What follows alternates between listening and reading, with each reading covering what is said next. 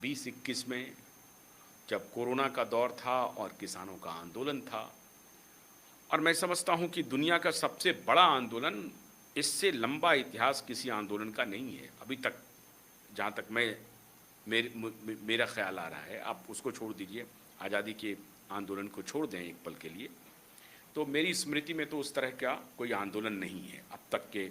इसमें 383 दिन का आंदोलन हुआ था और 383 दिन के आंदोलन के बाद अंततः भारत सरकार को झुकना पड़ा।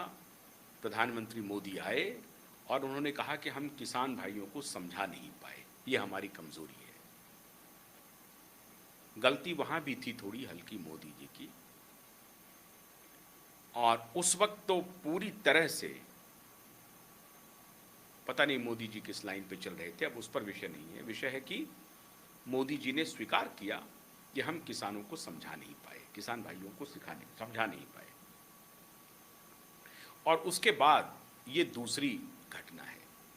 देखिए, एक बात मान के चलिए, वो आंदोलन भी जो था वो मूलतः पूरे भारत के किसानों का नहीं था। किसानों की जो आपत्ति थी वो कुछ हद तक जायज थी, लेकिन उसको भी लीड कर रहा था जो आढ़तिये वगैरह थे, उसको लीड कर रहे थे।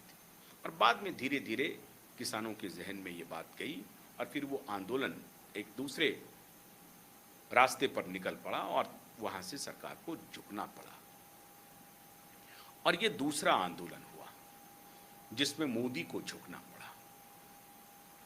अब लोग ये लगा रहे हैं आकलन, और आश्चर्य की बात यह है मित्रों, भारतीय जनता पार्टी के अंदर इस घटना को बहुत सारे नेता कह रहे हैं कि ये तो होना ही था। मोदी एक अहंकारी रास्ते पर निकल चुके हैं, मोदी किसी की बात सुनते नहीं हैं, मोदी को जो मन में आता है वो करते जा रहे हैं, तो आखिरकार तो ये होना ही था। ये बीजेपी के अंदर नेताओं की चर्चा हो रही है। अंदर नेता अपनी प्रतिक्रिया दबी छुपी जुबान में दे रहे हैं। बहुत सारे नेता हैं जो कह रहे हैं कि ये तो होना ही था, ये तो अवश्यंभावी था, it was writing on the wall, हम लोग पढ़ रहे थे। खैर, बीजेपी के अंदर रिवोल्ट नहीं हुआ, बीजेपी के बाहर रिवोल्ट हो गया और दूसरी दफा मोदी झुक गए। मित्रों, लेकिन मामला ये नहीं है, मामला बेहद खतरनाक है, बेहद गंभीर है और खतरा बिल्कुल भी टला नहीं है। भारत सरकार की सारी खुफिया एजेंसियों के अभी तत्काल एक प्रकार से कह सकते हैं कि होश उड़े हुए हैं। संपूर्ण रिजीम परिवर्तन की स्क्रिप्ट लिख दी गई है, पूरी पटकथा लिखी जा चुकी है। ये रिजीम परिवर्तन के नीचे कुछ भी स्वीकार नहीं है इन्हें। आप अगर ये सोच रहे हैं कि ये नीट पेपर लीक का मामला था या सीबीएसई के एग्जाम में जो गड़बड़ियां हो रही थी उसका मामला था, तो आप गलतफहमी में हैं। वो तो एक आधार है, वो तो एक ट्रिगर पॉइंट है।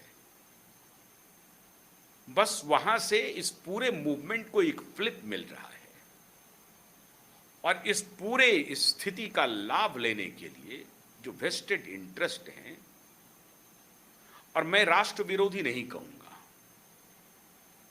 मैं राष्ट्र विरोधी नहीं कहूंगा, इसलिए नहीं कहूंगा क्योंकि याद कीजिए, इंदिरा गांधी की जब सत्ता को हटाया जा रहा था और इंदिरा गांधी के खिलाफ जब आंदोलन हो रहे थे, तो इंदिरा जी ने भी कहा था कुछ विदेशी शक्तियां मिलकर के, राष्ट्र विरोधी ताकतों के साथ मिलकर के, विदेशी शक्तियों के साथ मिलकर के, हमारे यहाँ जो राष्ट्र विरोधी ताकतें हैं उनका अलायंस हो गया है और उन्होंने हमारे खिलाफ आंदोलन छेड़ रखा है, इसलिए इमरजेंसी लगानी पड़ी।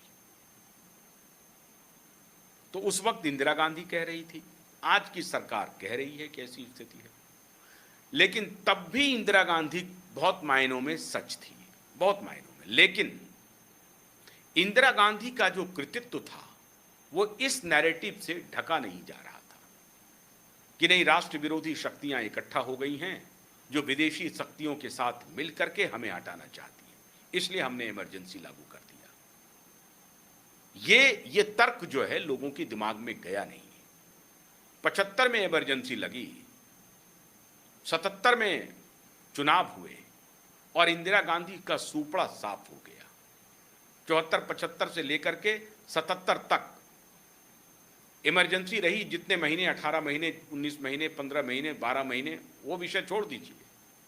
विषय है कि उसके बाद जो चुनाव हुआ, उस चुनाव में इंदिरा गांधी का सूपड़ा साफ हो गया। ये कोई नई बात नहीं है जो मैं बता रहा हूं, आप सबको मालूम है। लेकिन यही स्थिति थी तब जब सरकार ने अपनी गलतियों को ढकने के लिए कहा कि ये विदेशी ताकतों के साथ खेला जा रहा है। खतरा अभी बिल्कुल टला नहीं है। मोदी की लड़ाई इंदिरा की लड़ाई से भिन्न है।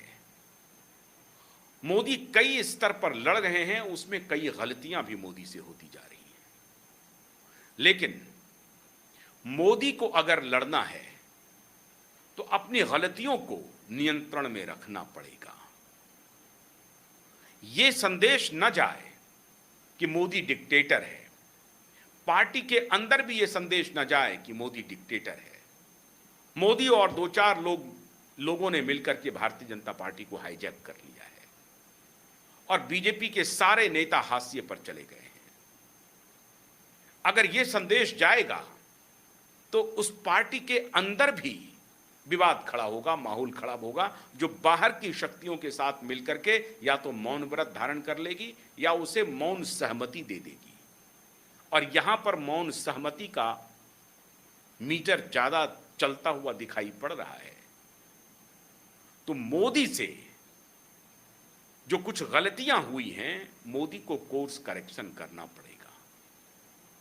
मोदी को यह बताना पड़ेगा कि भाई आपने किसको क्यों, कब क्यों हटाया, किसको क्यों, कब लाया।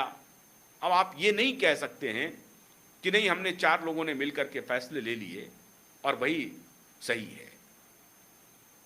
दिक्कत यह है कि मोदी के खिलाफ बगावत पार्टी के अंदर हो रही है मित्रों। यह अधिक चिंताजनक है। यह अभी आपको सुगबुगाहट के रूप में दिखाई पड़ेगी, जो अभी थोड़ा सा, चूंकि राष्ट्रीय स्तर पे, अंतर्राष्ट्रीय स्तर पे देश के हालात ठीक नहीं हैं, वरना अंदर ही अंदर एक सुगबुगाहट है।